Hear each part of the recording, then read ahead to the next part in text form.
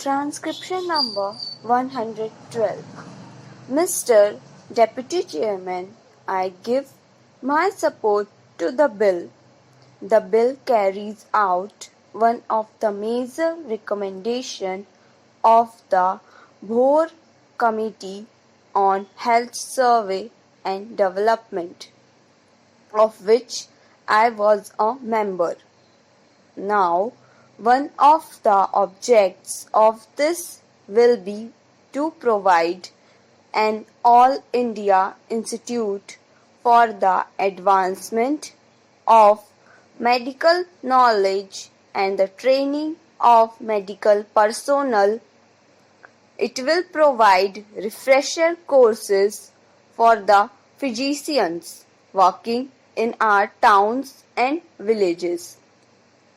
It will provide, I take it, facilities for higher instruction in modern medicine.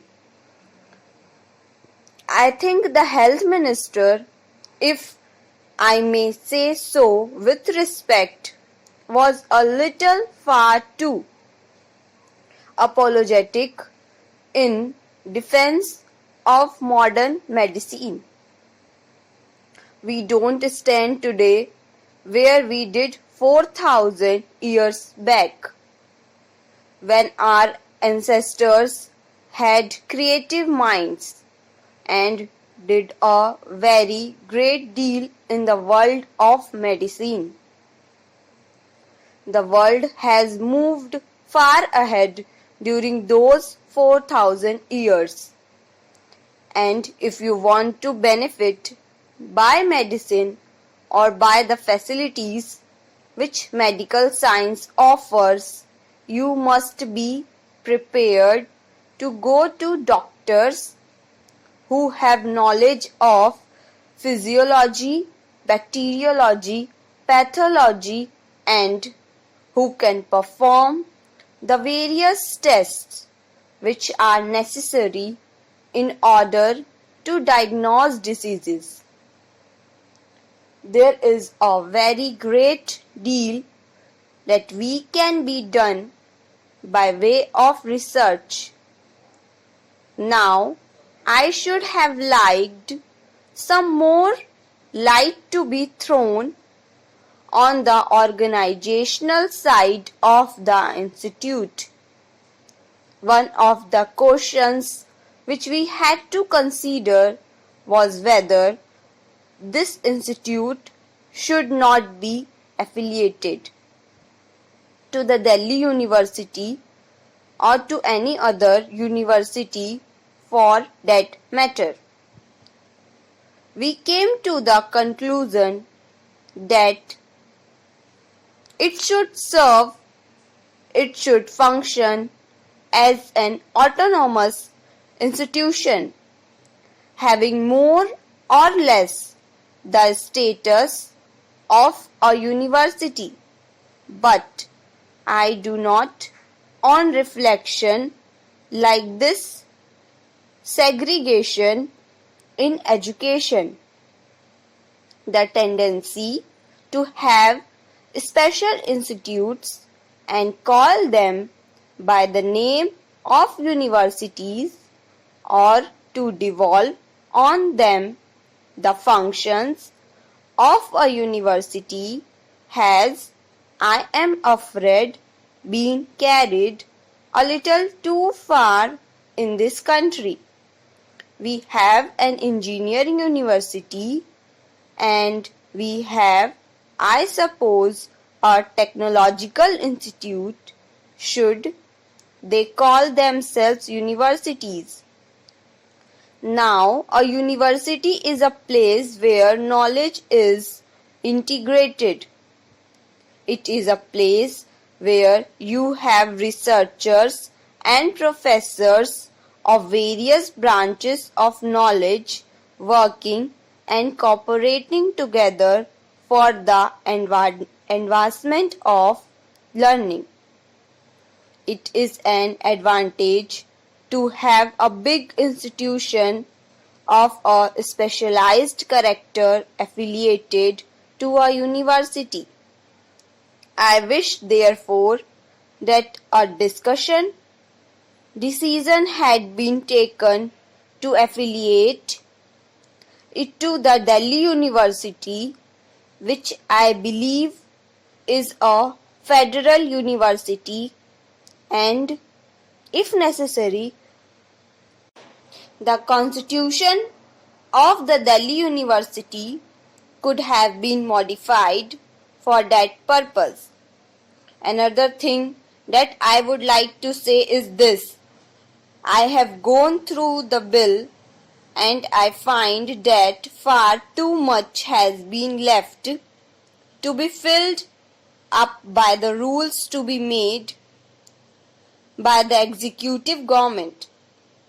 Now, by merely reading the bill, I can have no idea as to how the institute will actually function and what the measure of internal autonomy will be that the institute will possess.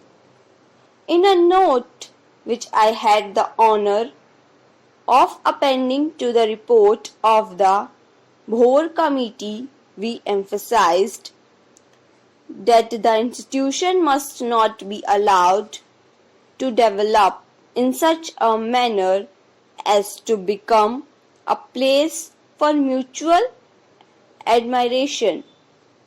We wanted, therefore, provisions to be specifically made in the Constitution for an external element on the academic bodies of the institution.